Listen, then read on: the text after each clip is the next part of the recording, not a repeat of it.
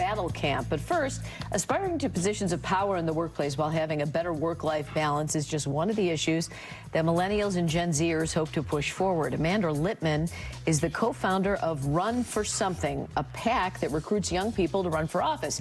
She's also created a guide for how people of younger generations can become effective, good leaders. It's called When We're in Charge, the Next Generation's Guide to Leadership. Good morning.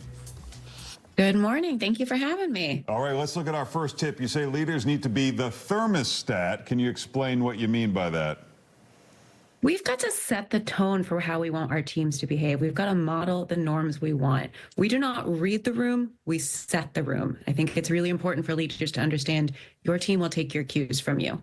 Is there a reason why these tips are specific to millennials and Gen Z? I mean, we're all people and everyone was young at a certain point. What is that? What are those generations doing that other generations did not do? You know, I think a lot of it is about the technology that we're using in this moment, thinking about what the office looks like when it's a Slack chat or a Zoom room, or how to post on Instagram when your employees follow you there.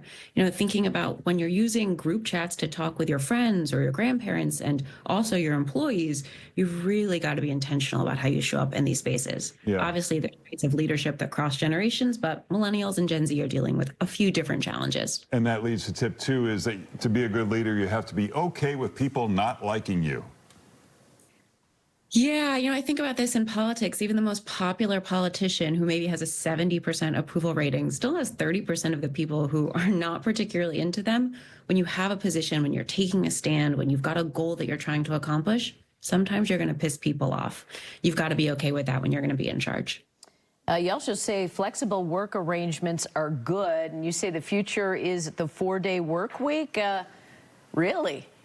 Yes, I really do believe that. There's some recent research out of Korea, actually, that shows that folks overworking, in this case, they looked at people working over 52 hours a week, did literal damage to their brain chemistry. It hurt their brain matter. The 40-hour work week is older than the boomers themselves. We no longer need to hustle and grind our way out in order to succeed. I reject that to be the case. The 4-day work week or other creative ways of understanding scheduling and how we can balance work and life are going to be critical to making sure that people can be not just better employees, but better parents, better partners, and better citizens. Well, you know, the people that are going to work might like that, but some companies might say, we need you here. We need 60 hours of work. We have a lot of work to do. That hasn't changed, has it? That's a failure of leadership. If you can't staff your company appropriately, if you can't schedule things appropriately, if you can't really set priorities and manage out things so that stuff can get done in 32 or 35 hours a week, that's on you as a leader. You've got to set your team up to be sustainable. It will pay off across the board. And like you as the boss are going to feel a little bit better too. Yeah. One of your tips is to pay them money, which seems rather obvious. So why do we need to say it?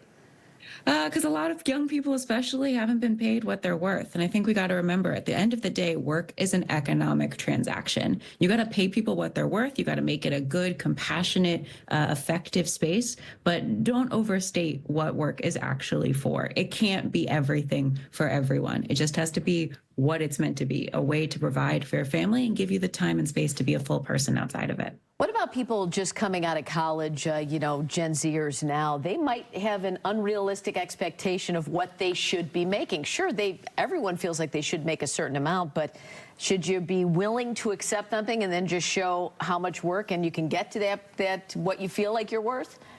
Again, I think this is about leadership. The responsibility is on the bosses, the executives, to set really clear expectations, to put salaries in job descriptions, to be open and honest about how they're getting to those salary levels, to make sure that they are market competitive. I think it is not unrealistic or not crazy for young people to demand more out of work, but I think it's on leadership to be clear about what they can deliver and what they can't. All right, the book is When We're in Charge, and you can find more information at the website by the same name, and you can follow Amanda on socials. Thank you. Thanks, Amanda.